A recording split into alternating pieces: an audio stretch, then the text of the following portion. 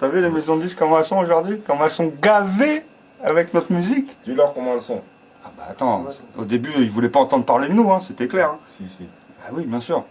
Moi je me rappelle au début avec Assassin, premier maxi on s'est pris une grosse carotte. Remake Records, c'était le label des gars qui s'occupaient de Vanessa Paradis. T'imagines? Le premier maxi d'Assassin. Tu vois? Tu vois ça? On a récupéré les droits de ce disque-là en 1994. T'imagines? Mais vous l'avez fait en quelle année? Et on l'a fait en 80... qu'est-ce que je dis 94. 2004 et on l'a fait en 92. 91. Ouais, d'accord, ok. 91. Parce que les contrats... 15 ans après, cousin. Et 15 ans après, c'est continuer à se vendre, hein? Ouais, bien sûr. Si. Mais c'est-à-dire qu'à l'époque, nous on arrivait avec notre fougue, avec notre énergie, nos envies, nos délires et tout, tu vois, et on n'était pas dans le délire business, thunes, machin, tout ça et tout. C'est comme ça que Tu vois ce que je veux dire? Par contre, ces gens-là qui étaient des professionnels, eux qui ont été un peu visionnaires à l'époque, se sont dit, mais attends, mais peut-être que ça, bientôt, ça va claquer. C'est ça qu'il va y avoir sur les radios, c'est ça que les jeunes ils vont vouloir entendre. Ils savaient qu'aux États-Unis ça commençait déjà à, tu vois, à bouillonner. Et eux ils se sont dit, tiens, attends, vas-y. Et puis nous, trop content, attends, t'es là et tout, tu fais ton truc dans ta cave et t'arrives, on te dit, ouais, tu vas rentrer en studio, ouais, tu vas faire ton disque, tout ça et tout. T'es là, ah putain, tu deviens ouf, t'es trop content. Donc tu parles, les contrats, les trucs, qu'est-ce qu'on connaît, de quoi, où, rien à foutre, on y va. Et puis voilà, carotte. Tu vois, carotte. Et après, surtout, on a rencontré des gens qui nous ont un peu ouvert les yeux, tu vois. On a eu de la chance, c'est vrai. Rencontrer des gens qui nous ont dit, voilà, mais le business de la musique, ça se passe comme ça, comme ci, comme ça, il faut s'organiser, il faut faire comme ça, il faut s'entourer de gens qui connaissent un peu le truc et tout. Et nous, si tu veux, Assassin, avec ce qu'on développait, il y a tout de suite eu un blocage. C'est-à-dire que les textes, ils étaient trop hard, quoi. C'était impossible. C'était impossible. Je te dis, les gens, ils nous prenaient pour des oufs. Ils disaient, mais c'est quoi ces mecs et tout. Enfin, déjà, la musique, ils comprenaient pas. Ils écoutaient les textes, ils disaient, waouh, mais c'est invendable. C'est invendable. Donc, en fait, ce qu'on nous a expliqué, c'est que si on arrivait comme ça, toutes les maisons ça allaient essayer, si tu veux, de nous modeler. Tu vois, pour qu'on rentre dans un truc un peu, voilà, dans un moule, quoi, tu vois. Et bon, nous, il était hors de question, c'était évident. Donc la seule façon, à l'époque, pour exister, si on voulait continuer à exister et faire des choses, c'était de s'autoproduire. C'était donc de monter une société, une structure, et voilà. Tu vois. Ça va, vous avez bien marché quand même. On a bien marché, mais au départ, attends, on a eu de la chance de rencontrer un gars qui s'appelle Jacques Renaud, qui est mort il n'y a pas longtemps, qui était un gars qui avait plein de groupes en management, qui avait la Cigale, tu sais, la salle La Cigale, voilà, qui avait des parts dans le Zénith, qui avait le Hot Brass, c'est lui qui a monté au départ, il y a très longtemps, les bains-douches, cette boîte-là, et le Palace, tu vois, donc c'est un gars, c'était un peu un mec de l'ombre, mais un mec d'une importance incroyable en France. Et c'était le meilleur négociateur de contrats pour les groupes. C'est-à-dire que tous les groupes qu'il a en management, c'était tous les groupes qui avaient les meilleurs contrats en France. Tu vois, que ce soit Manu Chao, Néné Graisse Verte, les Rita Mitsuko, Assassin. Lui c'est un gars qui bosse avec tous ces groupes-là, tu vois. Et vous avez travaillé avec lui? Lui, on a travaillé avec lui. C'est lui qui nous a filé les thunes au départ pour monter notre boîte.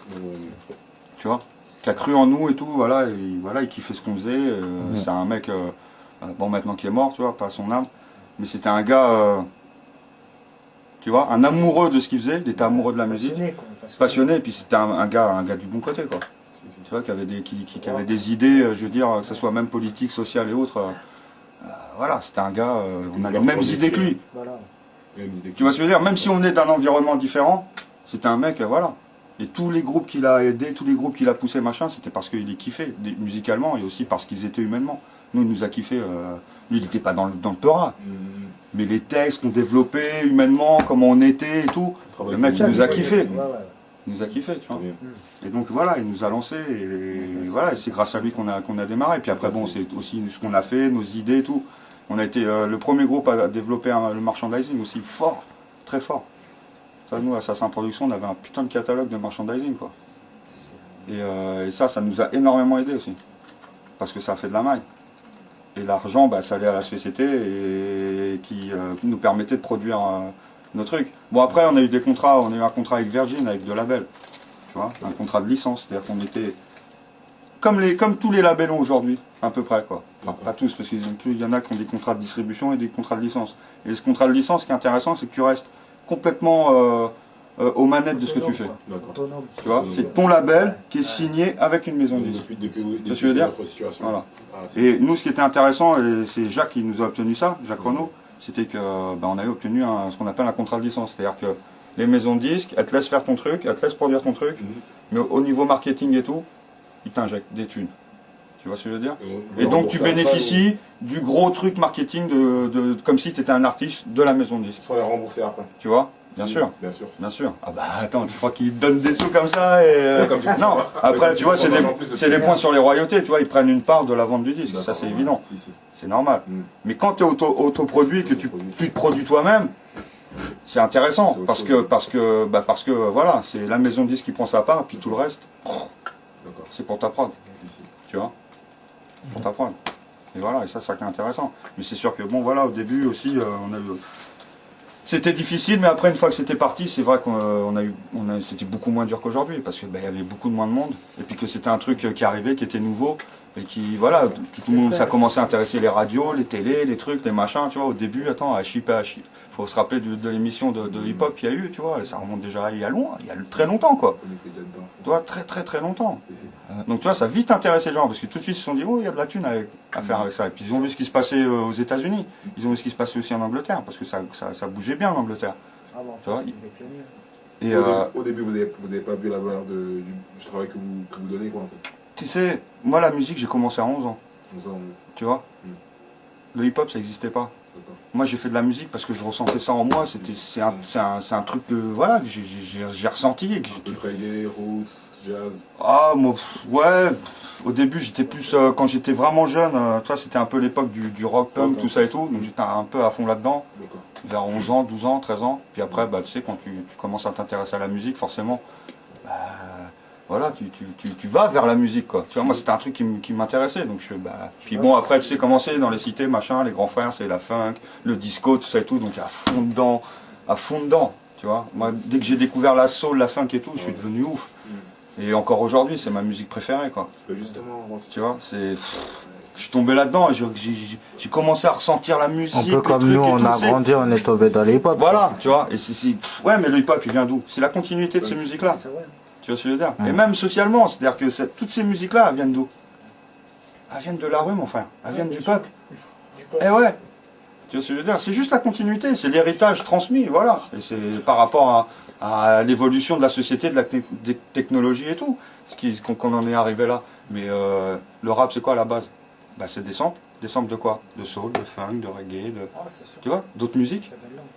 Mais ça, les jeunes, ils l'oublient aujourd'hui. Ah, bien sûr, ouais, ils ont complètement. Ils oublient ça. Parce que moi, je discute avec des gamins et tout, Ah ouais, d'aujourd'hui, de 20 ils balais, ont- ils ont aucune culture musicale. C'est-à-dire qu'ils font de la musique, ils s'intéressent même pas à ce qu'ils font. Et ça va les. Alors tu te dis, attends, mais non, mais en fait, c'est un phénomène, voilà, le phénomène thune, tout ça et tout. C'est les petits aujourd'hui, ils veulent être soit rappeurs, footballeurs, ou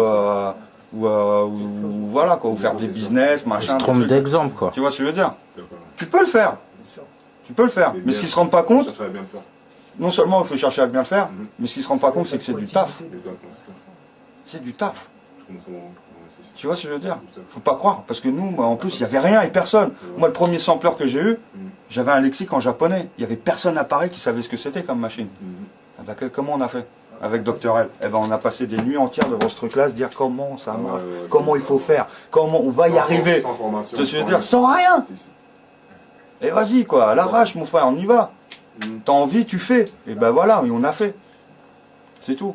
Moi, j'étais passionné, je pensais pas aux heures que je passais devant les machines, les trucs, les machins. Voilà, Je m'en c'est battais la les couilles. passion, c'est ça que je voulais Tu vois, c'était la passion et je pensais même pas à me dire, j'étais pas pas ça là, pour je faire fais de pas l'argent, ça, tu vois ce que je veux je fais dire. pas ça, ouais, parce que je vais gagner des sous. Moi, quand j'ai commencé la musique, je me suis pas dit, ouais, super, je vais faire des disques, je vais gagner de la thune, je vais être célèbre, machin. C'est ça qui me dit, ouais. Jamais de la vie, j'ai fait ça parce que j'avais envie, je kiffais, je sentais ça, et voilà, ça m'intéressait, et c'était mon truc, je sais pas, j'avais ça en moi, quoi. Toujours envie, Tu vois? Avec Pour toujours. faire de l'argent. C'est ça. Bon, après, voilà, j'ai suivi un chemin et tout, mais. Toujours plus envie d'approfondir. Mais par exemple, un gars que vous connaissez, Kaz, Case. lui au départ il me disait, ah ouais, mais toi t'as une bonne étoile, t'as trop eu de chance, machin, naniana. Je lui fais, mais attends, la chance. Tu crois que si j'étais resté comme ça, là, à faire comme tout le monde dans la cité, à tenir les murs, Mais personne m'a pris comme ça, il m'a dit, mon gars, vas-y, viens là, va bouger là ou là. C'est moi qui suis allé bouger, qui était intéressé à ça. Donc, il y avait, tu sais, à l'époque, il n'y avait pas beaucoup d'endroits. T'avais Roger Boinefuck, t'avais le terrain de la Chapelle, t'avais 2-3 endroits où tu savais que t'allais retrouver des gens.